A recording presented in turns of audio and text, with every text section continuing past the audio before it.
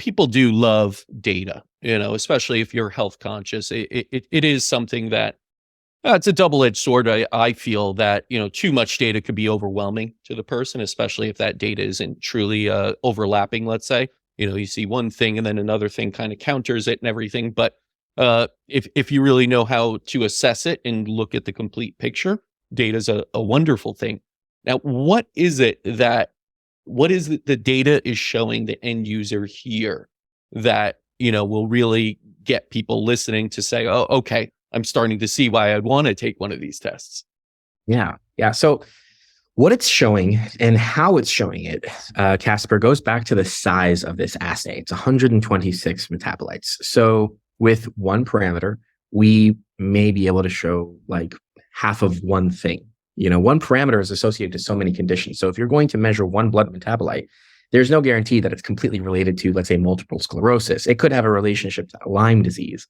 But when we add a metabolite set, we create an algorithm, a specific disease signature that has been found in the literature, and we're trying to replicate it and see if its presence is also in the metabolic profile of, let's say, a customer.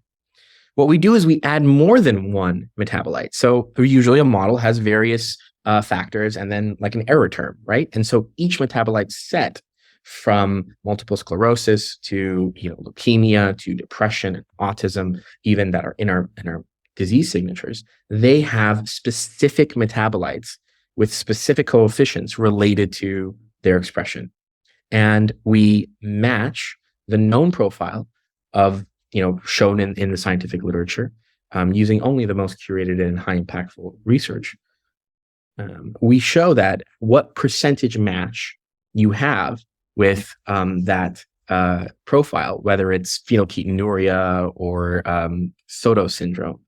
And we also show confidence in that match, which reflects basically the analytical rigor and fidelity that we achieved throughout the process. And we don't report anything that we have anything less than a 95% confidence in, which is analogous to a statistical level known as alpha, which is like our cutoff margin. Now, how do we do this? We have, when you order our test, what do you get? It's a great question. You get a 12 key health domains, everything from your aging index to your mitochondrial health to your integumentary health, inflammatory score, environmental toxin exposure, etc. This is related in your report, and you get a score on a scale, from 1 to 10, going from suboptimal to neutral to optimal. And we explain what that index is, what it measures, and what metabolites were in that set to be measured. Then we go on to the second page of the report, which is going to show very personalized recommendations. It'll say aging index score 8. And 8 might be pretty good. So you might not have too many recommendations that are personalized based upon the levels of the metabolites we saw, in addition to the 75 demographic variables we collected from our patients via survey. And these survey data range everything from your usual patient intake, like height, weight, age, to socio-behavioral factors that can measure like depression, like the Beck Depression Inventory is a part of our survey. So we analyze this and we say, according to your aging index of 8 and the scores, your metabolic scores and your demographic info, this is the personalized recommendations we would make for you in your life. If you're reporting in your food frequency questionnaire that you're eating a lot of foods, for instance, very late at night and going to sleep, that might affect your mitochondrial health. So what we would do is probably recommend that we noticed this pattern. According to your profile and your lifestyle factors, we engage in a very specialized recommendation. Do not eat food after 7 p.m. because this study has shown that food ingested on a diurnal pattern of 24 hours after 7 p.m. causes X, Y, and Z effects to the electron transport chain, for instance. And that's actually pretty much one of the examples that we have. And we do that for every single health domain, all 12 of them. And then the third part of this is your disease signatures. We have curated a database of 344 disease signatures that have been reported in the literature, specifically in blood. These are not urine signatures. These are not signatures in cerebrospinal fluid. These are not fecal signatures. These are blood signatures. And that's very important because the blood is a systemic source, right? When you look at like the feces, you're mostly looking at gastrointestinal issues. CSF would be an ideal sample to look at neurological conditions, but the blood is a systemic appraisal of your overall metabolic health. And so we have 344 disease signatures. And as I mentioned, you get the first column was the disease signature. So it'll say something like, let's say stage 1 breast cancer, ductal.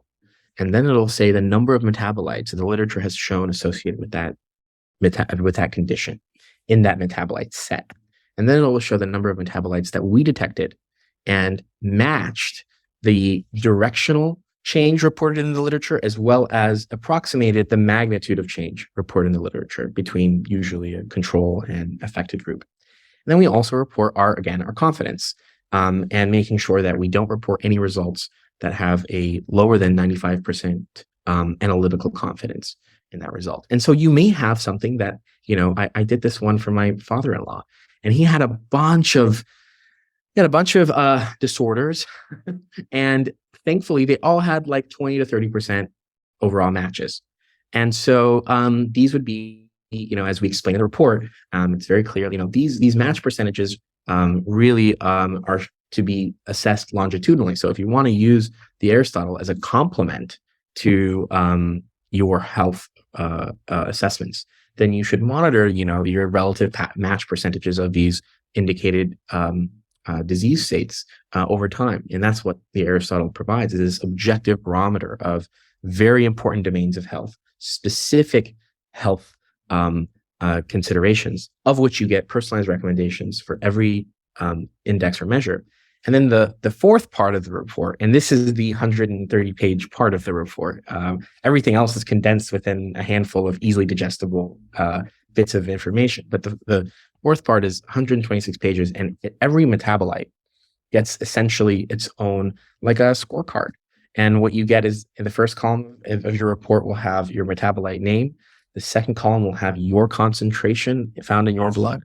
The third and fourth columns have the low and high levels on a scale. So you can see, hey, this is my concentration. This is what the concentration that is known in the literature, or applied in the literature to cause adverse effects. This is the concentration that is known in the literature, or applied in the literature to cause adverse effects, low and high.